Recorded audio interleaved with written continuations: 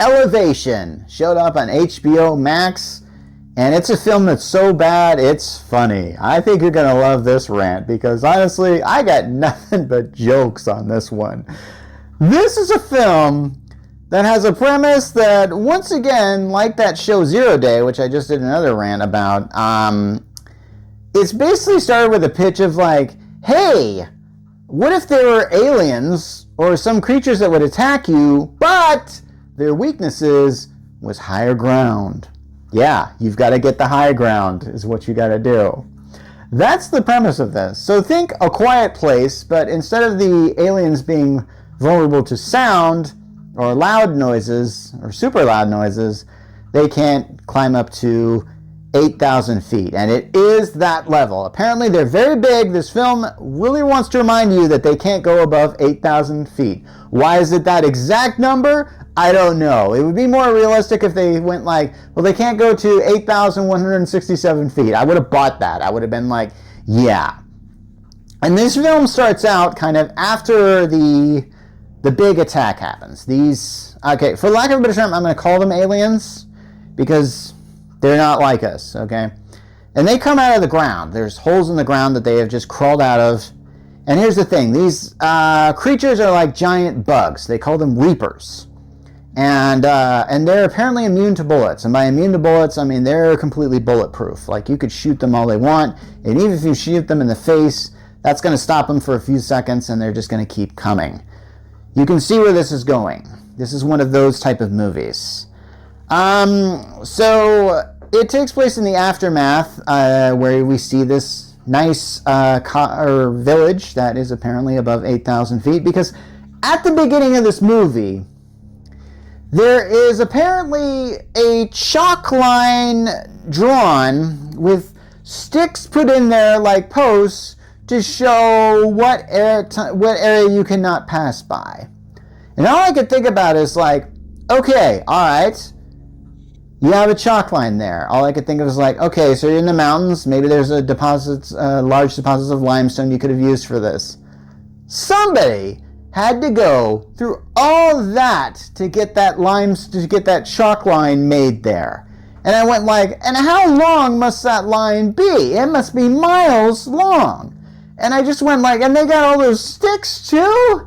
And I'm like, who supervises operation? And not only that, this kid crosses the line, and apparently that line is a solid line. Like that alien was like 2 feet from that line, and he's all like, nope, can't cross it, dang it.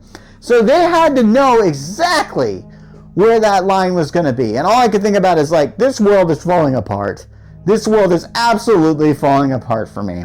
And so when I say the world's falling apart, I mean the world building in this film. It is absolutely jacked nowhere. I'm going like, I cannot believe that that I'm watching this. And so here's what happens in this film. Anthony Mackie, you might recognize him as the Falcon or Captain America from the Marvel Universe. He's got a son, and his son is sick. He's got some, I don't know, oxygen deficiency or something. So he's got to go down to Boulder, Colorado, to the hospital. I guess that's the nearest place, and get some oxygen stuff. You know, I don't care. He's got to get some MacGuffin. So here's the thing. So he's got to go down there, and he takes down this one scientist who's apparently has been trying to find some sort of vulnerability in the creatures for like many years. I think it's been about 3 years since the initial attack that killed 95% of the entire population, I'm told. So that's a lot. So they also take down this one girl who's, I don't know, just some Texan or something like that. I don't remember her name. Anyway, so the three of them go down here, and the first thing they spot is a truck full of military stuff, because if you've seen any kind of post-apocalyptic world, there's always trucks or stores that haven't been looted yet that the characters can just go and just kind of take and get supplies from them. That seems to be kind of a staple in these type of stories. So one of them finds like a rocket launcher, and it's just this little thing that just attaches to a rifle, and the character just goes, all right, and just attaches it. And then it's like, you know how to fire a rocket launcher? It's like, yeah, I'm from like Texas and stuff like that. And I was going like, okay, that's a I kept going like, so she knows how to fire a rocket launcher? I'm kind of like going like, I don't even know what this happens. Now, this is where the film gets really stupid. You see, the characters are trying to get someplace, and they realize that they can take a shortcut through the mines, and they can even take this ski lift, which will take them above the 8,000 level point to help them get there. Now, the ski lift is broken down, but the main character thinks, well, maybe I can fix the engines. And, of course, they have to do it super, super fast because one of those monsters shows up. This is where it gets super dumb. This is the dumbest scene in this movie and possibly one of the dumbest scenes I've ever seen in any movie. The creature shows up, and apparently these creatures have these weird red lights on them to let you know where they are. And it's down like maybe a quarter mile, half mile down the slope from this one character, the one who had the rocket launcher, and this character decides, I'm going to take it out, and fires upon it. And all I was thinking was like, have you ever fired that thing before? Do you know how to aim that stupid thing? No, I'm just going to do it. It's like, wait for it to get closer before you do that. Wait for you know that you have a good shot before you do that. But no, it's like, I'm just going to give away my position here.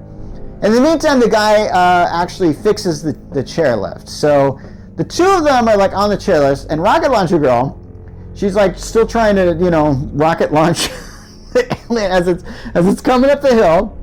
And so she thinks, oh crud, I better get on the chairlift, but I can't get it down there. So I'm going to climb up the pillars that these chairlifts have, because if you've seen a chairlift, you know exactly what I'm talking about. She climbs up one of them.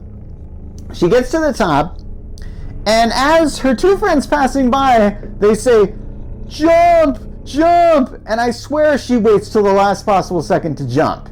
And all I'm thinking is like, or you could wait for an empty chair to go by after that and jump on that. It is a chairlift. That is how chairlifts work. Why do you have to jump on the one that your friends are on? If anything, that's going to create more weight on that thing, and they could fall off or do something like that. And all I could think about was like, this is so stupid. Why would you not be doing this? And I get it. You do dumb things when you're in a stressful situation, and then, by the way, when she jumps on the thing, she misses. Anthony Mackie has to grab her, and he barely grabs onto her, and he's like, oh no, yeah. They do that kind of scene, and all I could think of is like, oh gosh, jeez, this is so dumb. Now, eventually they get past the 8,000 point, and then I think the alien actually, severs the thing, so, the whole ski lift goes boing, boing, and they manage to jump off at the end, and then they get to another line, with the chalk and stuff like that. Oh gosh, this gets so dumb. By the way, they make it to the hospital, and one of them dies. Yeah, the lady with the rocket launcher dies.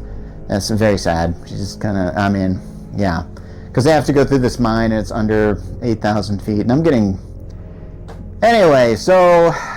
Well, it turns out that when they get to the hospital and they find everything they need, they decide to go to this one other lady's lab, and she's doing experiments trying to find this this bullet that could essentially, if you shoot one of these creatures, it will explode.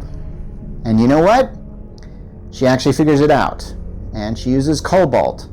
Why? Because she was apparently experimenting with batteries that use cobalt, and she just happened to look at cobalt and decided to try it. And it works. And it works because a creature actually starts to attack her at that time, and she's like, well, phew. And I definitely like the way these things explode after they get hit by this magic bullet. It's kind of cool. And then I think Anthony Mackie's on his way home, and he's surrounded by these aliens, and then suddenly this lady just shows up and shoots him with a magic bullet, and that's how they start winning the war. And at the end of credits, they show the map kind of turning green. In other words, they've freed up a lot of areas. Humanity's striking back. But there's probably going to be a sequel, because at the end of the movie, post-credit sequence, they're looking up at the stars, and there's 3 things that don't belong there, like they're UFOs. Oh no! I guess that's where these things come from. They're aliens! Yeah, this film is dumb. But it's dumb in such a fun way that you can just sit there and make fun of it. It's like a Mystery Science Theater movie or something like that. Just watch it for that sake in general. Just watch it just because it's so bad. So bad it is good. I'll give you that. Elevation. See it.